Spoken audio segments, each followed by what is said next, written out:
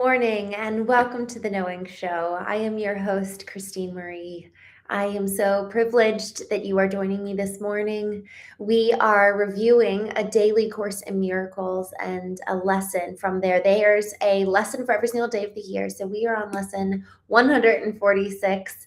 And y'all, the Knowing Show, what this is and why we gather every single morning is because and dedicated to the purpose of the cultivation of human intelligence. In a world obsessed and driven with artificial intelligence, it has never been more important than today that we cultivate who we are, especially, frankly, for so many reasons, but especially because that could very well be actually the single greatest differentiator for why you may stay hired and may stay employed as people are losing their jobs right and left. Do you actually have a cultivated full span of the human intelligence so that when an AI tool is introduced, your IQ, your intellectual intelligence is not simply being replaced, but you've got the emotional intelligence developed to sustain relationships, to build relationships with customers, with leadership, with your other employees. And so there's something very, very, very important, not just for the sake of your own, I guess you could say, employment, but also, let's say we do lose our jobs. Let's say we are alone facing the person in the mirror. We know who we are and we know whose we are and we know why we are. Even if the output of our lives may change and even though the circumstances may change, we know that we've got a strong inner life, inner cultivation of mind, body, soul, spirit, which lends to the other two intelligences we just mentioned, intellectual and emotional intelligence, but also spiritual and physical intelligence. Just like how we take our body to the gym, we need to be taking our mind, body, soul to the gym as well. So this is kind of like our spiritual, emotional, mental gym in the morning is this show every single morning at 9 a.m. Pacific during the week and 8 a.m. Pacific on the weekends. This is our time where we will do that work of going into the arena. Like Theodore Roosevelt talks about, it is not the critic who counts who stands outside of the arena pointing and scoffing at those who are inside the arena. Perhaps their face is marred by dust, but at least they know the taste of triumph and even the taste of defeat.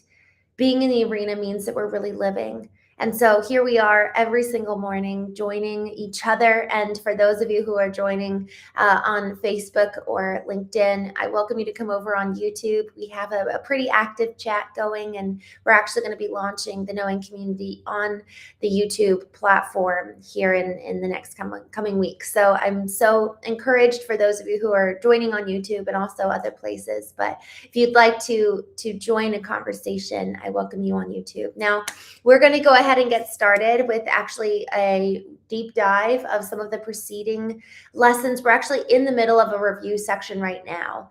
We've got a lot of lessons that we're kind of in the middle of reviewing, and then we'll be moving forward in the next couple days. But for now, we're just going to do a review of some of the preceding lessons and then review a little bit deeper, one particularly for today. Lesson 121, forgiveness is the key to happiness. Lesson 122, forgiveness offers everything I want. Lesson 123, I thank my Father for his gifts to me. Lesson 124, let me remember I am one with God. Lesson 125, in quiet I receive God's word today. Lesson 126, all that I give is given to myself. Lesson 127, there is no love but God's. Lesson 128, the world I see holds nothing that I want. Lesson 129, beyond this world, there is a world I want. Lesson 130, it is impossible to see two worlds. Lesson 131, no one can fail who seeks to reach the truth. Lesson 132, I loose the world from all I thought it was. And we're actually going to be doing a deeper dive on lesson 131. No one can fail who seeks to reach the truth. Failure is all about you while you seek for goals that cannot be achieved. You look for permanence in the impermanent, for love where there is none, for safety in the midst of danger, immortality within the darkness of the dream of death. Who would succeed where contradiction is the setting for his searching and the place to which he comes to find stability? Goals that are meaningless are not attained. There is no way to reach them, for the means by which you strive for them are meaningless as they are. Who can use such senseless means and hope through them to gain in anything? Where can they lead? What could they achieve that offers any hope of being real? Pursuit of the imagined leads to death, because it is the search for nothingness. While you seek for life, you ask for death. You look for safety and security, while in your heart you pray for danger and protection for the little dream you made. Yet searching is inevitable here. For this you came, and you will surely do the thing you came for. But the world cannot dictate the goal for which you search unless you give it the power to do so. Otherwise, you still are free to choose a goal that lies beyond the world and every worldly thought, and one that comes to you from an idea relinquished yet remembered, old yet new, an echo of a heritage forgot yet holding everything you really want. Be glad that search you must. Be glad as well to learn you search for heaven and must find the goal you really want. No one can fail to want this goal and reach it in the end. God's Son cannot seek vainly, though he tried to force delay, deceive himself, and think that if it is hell he seeks. When he is wrong, he finds correction. When he wanders off, he is led back to his appointed task. No one remains in hell, for no one can abandon his Creator, nor affect his perfect, timeless, and unchanging love. You will find heaven. Everything you seek but this will fall away, yet not because it has been taken away from you. It will go because you do not want it. You will reach the goal you really want as certainly as God created you in sinlessness. Why wait for heaven? It is here today. Time is the great illusion. It is past or in the future. Yet this cannot be if it is where God wills his Son to be. How could the will of God be in the past or yet to happen? What he wills is now, without a past and wholly futureless. It is as far removed from time as is a tiny candle from a distant star, or what you choose from what you really want. Heaven remains your one alternative to this strange world you made and all its ways, its shifting patterns and uncertain goals, its painful pleasures and its tragic joys. God made no contradictions. What denies its own existence and attacks itself is not of him. He did not make two minds, with heaven as the glad effect of one and earth the other's sorry outcome, which is heaven's opposite in every way. God does not suffer conflict, nor is his creation split in two. How could it be his Son could be in hell when God himself established him in heaven? Could he lose what the eternal will has given him to be his home forever? Let us not try longer to impose an alien upon God's single purpose. He is here because he wills to be, and what he wills is present now, beyond the reach of time. Today we will not reach a paradox in place of truth. How could the Son of God make time to take away the will of God? He thus denies himself and contradicts what has no opposite. He thinks he made a hell opposing heaven and believes that he abides in what does not exist, while heaven is a place he cannot find. Leave foolish thoughts like this behind today and turn your mind to true ideas instead. No one can fail who seeks to reach the truth, and it is truth we seek to reach today. We will devote 10 minutes to this goal 3 times today, and we will ask to see the rising of the real world to replace the foolish things that we hold dear, with true ideas rising in the place of thoughts that have no meaning, no effect, and neither source nor substance in the truth. This we acknowledge as we start upon our practice periods. Begin with this. I ask to see a different world and think a different kind of thought from those I made. The world I seek, I did not make alone. The thoughts I want to think are not my own. For several minutes, watch your mind and see, although your eyes are closed, the senseless world you think is real. Review the thoughts as well which are compatible with such a world and which you think are real. Then let them go and sink below them to the holy place where they cannot enter. There is a door beneath them in your mind, which you could not completely lock to hide what lies beyond. Seek for that door and find it. But before you try to open it, remind yourself no one can fail who seeks to reach the truth. And it is this request you make today. Nothing but this has any meaning now. No other goal is valued nor sought. Nothing before this door you really want, and only what lies past it do you seek. Put out your hand and see how easily the door swings open with your one intent to go beyond it. Angels light the way so that all darkness vanishes, and you are standing in a light so bright and clear you can understand all things you see. A tiny moment of surprise, perhaps, will make you pause before you realize the world you see before you is the light. In the light reflects the truth you knew and did not quite forget in wandering away in dreams. You cannot fail today. There walks with you the spirit heaven sent you, that you might approach this door someday and through his aid slip effortlessly past it to the light. Today, that day has come. Today, God keeps his ancient promise to his holy Son, as does his Son remember his to him. This is a day of gladness, for we come to the appointed time and place where you find the goal of all your searching here and all the seeking in the world, which end together as you pass beyond the door. Remember often that today should be a time of special gladness and refrain from dismissal thoughts and meaningless laments. Salvation's time has come. Today is set by heaven itself to be a time of grace for you and for the world. If you forget this happy fact, remind yourself with this. Today I seek and find all that I want. My single purpose offers it to me. No one can fail who seeks to reach the truth. Y'all, this lesson is so rich. It keeps reminding me of this concept of the kingdom of God is within you. And so often, I want to talk about vertical alignment today, just after reading this. Vertical alignment is a concept that kind of came to me, a couple years ago. I realized that I had lived so much of my life oriented, looking to the right and to the left, almost like with my compass navigating east and west, rather than my compass pointing north. I was so fixated on looking to everyone and everything around me to tell me who to be and tell me what my values should be and what my expectations are and effectively what deemed success for my life. And I would look to them, to their praise, to their even relational connection as the hallmarks that indicated whether I was doing well in life and whether I was like on the right path.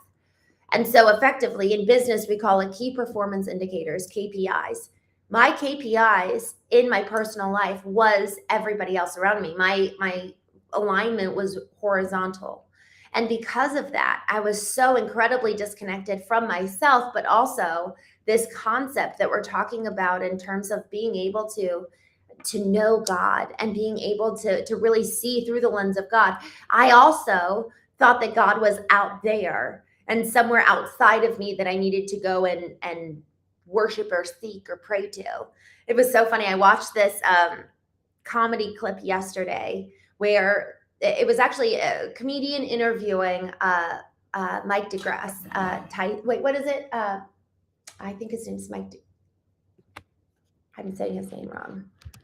Mike DeGrasse Tyson. Yeah, okay. Mike DeGrasse Tyson, who is an American astrophysicist and author and science communicator. So Mike DeGrasse Tyson, he was doing this interview, and Mike DeGrasse Tyson is very, very famous and very well known and trusted in, I guess you could say, the scientific space. And they were talking about this joke, but also it's very, very real, where you would have athletes, when they would score a goal or get a touchdown, they'd point up to heaven. But he was like, the irony is that technically we're just a big planet floating in outer space. And so my up is technically someone else's down and someone else's sideways. And heaven is like, it's not out there and up there because there's no real up, because of how our planet is situated, which the irony of that was humorous. But what was so interesting is that in that concept of it being up and out there, it means that we're constantly searching outwards and we're constantly oriented out towards what other people are saying, what other people believe, other people saying that this is where God is, go find him there. Rather than when Christ came in, and Christ, that concept of Christ within you, is an incredibly different approach to all of those intelligences, intellectual, emotional, spiritual, and physical intelligence. Now it's stop outsourcing your worth, your meaning, your identity to the horizontal, but rather bring it vertical, bring it in. And that concept of God is actually in me. And so if I want to be vertically aligned, I actually, that principle of vertical alignment is to bring my behaviors, my beliefs, my mindsets, my actions, all of which under this kind of hierarchical structure beneath this pyramid, I guess you could say, of like, okay, well, who do I want to be? What do I feel called to? What am I good at? What are my natural giftings and strengths? What do I love? All of that falls underneath at the pinnacle, and the hierarchy is, okay, well, who did God create me to be? Who does God say that I am? But I can't know that if I'm looking outward, because, and this is really the reframe that Jesus brought, whether you believe that it was literal or not. The concept of the kingdom of heaven is now, and the kingdom of heaven is within you. That we get to experience the presence of God within us now, and that truly is heaven. Is tasting and seeing and knowing the goodness of God and the presence of God. No matter what's going on out there, we actually can have hope. That changes everything. And so there's so many different concepts around how this is impacted, but one would be we don't ever have to grieve again without hope. And even the concept of Christ in us, that we get to tap into and we get to have access to a piece of God in us, that piece of God, that presence of God, who God is now in every single one of us. So we don't have to do life alone. In fact, we never need to feel lonely ever again. When we are feeling lonely, when we're feeling completely neglected, perhaps, the question is, well, do I actually know the presence of God like I should? Because if I did, then I would never really feel alone. There's a difference between lonely, like physical, or being alone, like physically no one's around me, versus being emotionally lonely, where I feel like no thing is nearby. But that loneliness is forever cured by Christ being activated in us and recognizing the kingdom of heaven is now within you. And so that changes pretty drastically when we start recognizing, that there is something more, and there is something in addition to just my physical body. There's also the soul, there's also the spirit, and there's also Christ. And through activating all of this, now I get to have this really holistic life experience as I start to experience the presence of God in me, that then starts to flow outward. So no longer am I outsourcing my worth and identity, looking to those around me, to the right and to the left, telling me who to be. Now I'm actually able to source from within based on what God tells me and who God says that I am. And so going back to this concept where she says, you look for safety and security, well, in your heart, you pray for danger and protection for the little dream you made. Y'all, this concept of there's two different worlds, we've been talking about that the last couple of days. If we are driven by fear internally, we've got this and I love that she says, you pray for danger and protection for the little dream you've made. We have basically something other than the kingdom of heaven. Anything that is other than the kingdom of heaven, that we're living in the peace and joy in, and the reality of that is an illusion, is a dream that we've made where we're not safe, we're not loved, we don't belong, we're not worthy. But that's what she's saying, is that basically we've got these two opposing worlds. We've got the kingdom of heaven within us, and we also have this, it's kind of like split personalities. Like sometimes I'm tapping into and experiencing the kingdom of heaven, and sometimes I'm operating out of fear. And so if we're operating out of love versus fear, we're going to show up very differently in the world. And so the question here is, are we actually seeking to reinforce our fear, to have experiences in the physical world reinforce that which we're afraid of? Or are we looking for experiences that perpetuate the truth of the kingdom of heaven? And we can look for either one, because I gave this I gave this presentation on Thursday last week, and effectively there's this concept between stimulus and response is choice. That's quoted by Viktor Frankl, who authored the book Man's Search for Meaning. But when we think about our response, okay, it's predicated in choice. And that choice is so incredibly important, yet we can't actually make the right choice until we analyze, well, what's the belief behind that choice? So if my belief is that people are out to get me, the world's out to get me, that I'm alone and I don't have anybody that I can trust, I'm going to act a very different way than if I believe, man, I am loved, I belong, I'm never alone, I can access the kingdom of God right here, right now. It doesn't matter what's going on in the physical world. I have access to the truth at all times. Yo, those are two completely different belief systems, and thus will inform very different choices in order to then make very different responses. So it's really important. I was thinking about this question about a month ago. I was having a conversation with somebody, and we were in conflict. And I realized in that moment, I was like, do I want to be right, or do I want to know the truth? Because we can only, sometimes we're right and that is the truth, but a lot of times we're seeking to reinforce narratives from the past and narratives about ourselves and the way that we see the world, rather than actually seeking the truth. So this lesson today, no one can fail who seeks to reach the truth. The question is, do we want to know the truth? Are we willing to look in the mirror? Do we want to know what actually is? Or are we seeking to reinforce the narratives that caused us pain, or maybe even colored the lens through which we view the world in the first place? So at the end of the day, do we want to know the truth? Do we actually want to experience peace? Because it is possible. It's just a question of whether we want it and whether we're willing to pay the price for it. Just jumping here in the chat. Goose Hunter, good morning. It's so good to see you. Gija, good morning. Thanks for joining. Fragilistics, good morning. Arc Devil, good morning. The choice you make is how your character grows. That's so well said. Joshua Brown, heaven is a state of liberation. I love that. Where there is liberation, there is Christ. I love this. Fragilistics, we are all children of God. American Redneck, good morning. Good to see you.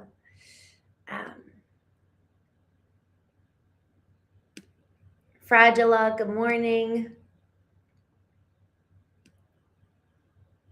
I love this. Fragilistic says, never neglect the truth you see. Christine, do you think the process of creating man by God ends with human conception, or does it last until the physical death in an anamorphous way? Okay, I've never thought of this. Let me actually read this again. Do you think the process of creating man by God ends with human conception, or does it last until the physical death? What an interesting question. I'd love to know what you think.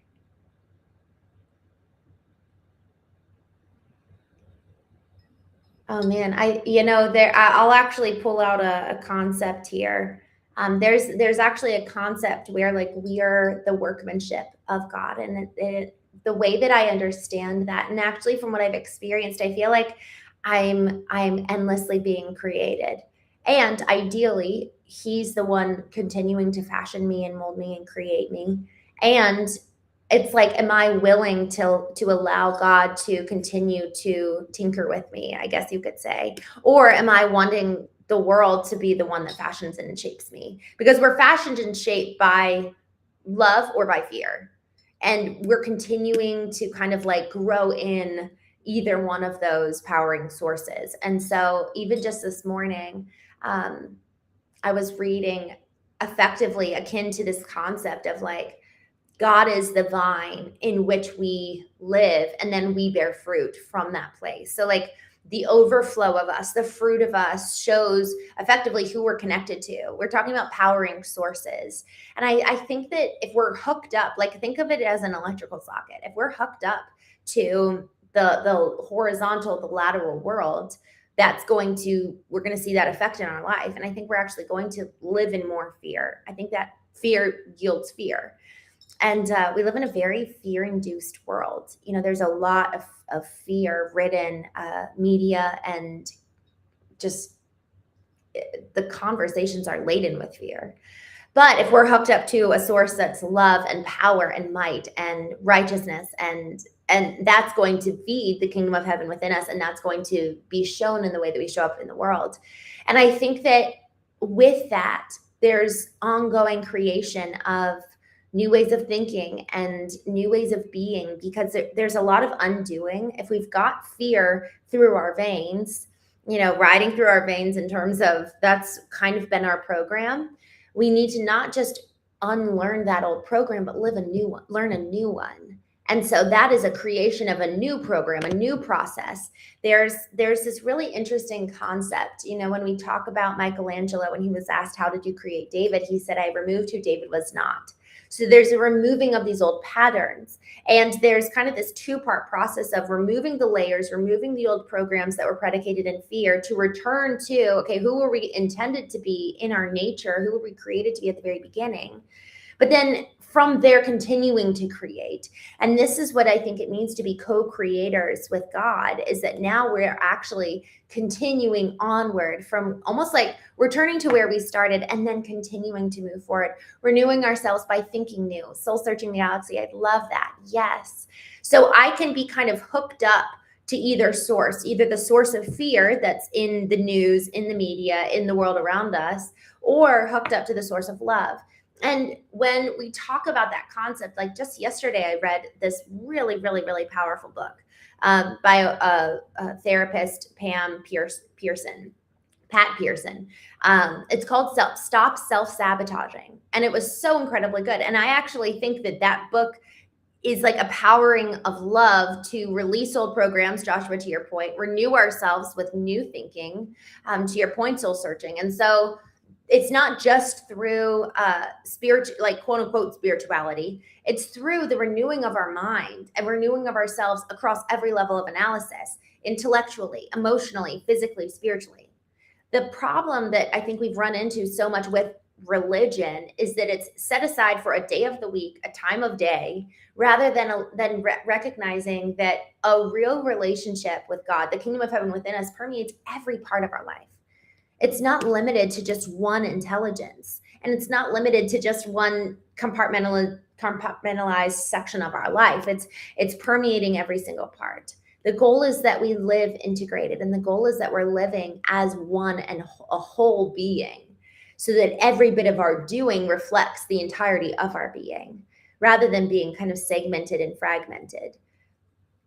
So I really appreciate that question, Goose Hunter. I think we become co-creators with God once we do the work to remove the layers of the old programs and the old ways of being that really were getting in our way, that was more performance-based or people-pleasing, or really keeping us not free.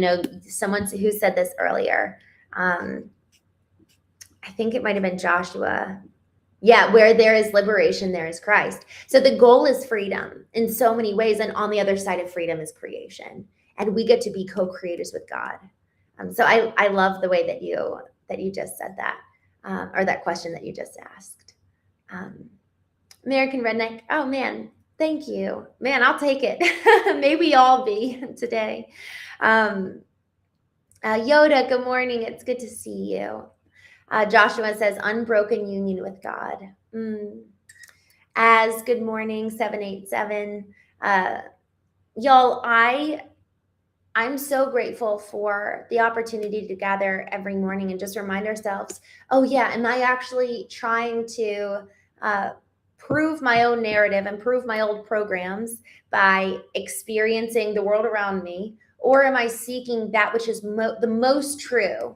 And I'm happy to be wrong for the sake of truth, because that is going to bring more freedom, talk about freedom, than anything. That if we're really seeking love and we're really seeking the capital T truth as it is, the way that God sees the world, we're going to have a completely different experience if we're seeking to know the truth for what it is versus reinforce the old narratives and that which we think is true. So thank you all so much for joining. I will see you tomorrow morning, 9 a.m. Eastern, 6 a.m. Pacific, and we will continue on with our conversation. But wait, today, I totally forgot. We've got at 8:30 p.m. Eastern tonight, we have the most special guest. I'm so, so, so excited for this conversation. So join us tonight on The Knowing Show, 8:30 p.m. Eastern, 5:30 p.m. Pacific. I have an incredible friend joining. So I'm excited for you to join us tonight and then again tomorrow morning. So in the meantime, have a wonderful day. Exec, Nusa, good to see you. I'm glad to see that you joined us. I've been on here every morning for the last few days, but I'm glad you're here. Marty Garcia, come and join us again tonight, 8:30 p.m. Eastern, 5:30 p.m. Pacific, and I will see you all tonight or tomorrow morning for our daily show. And I hope you have a wonderful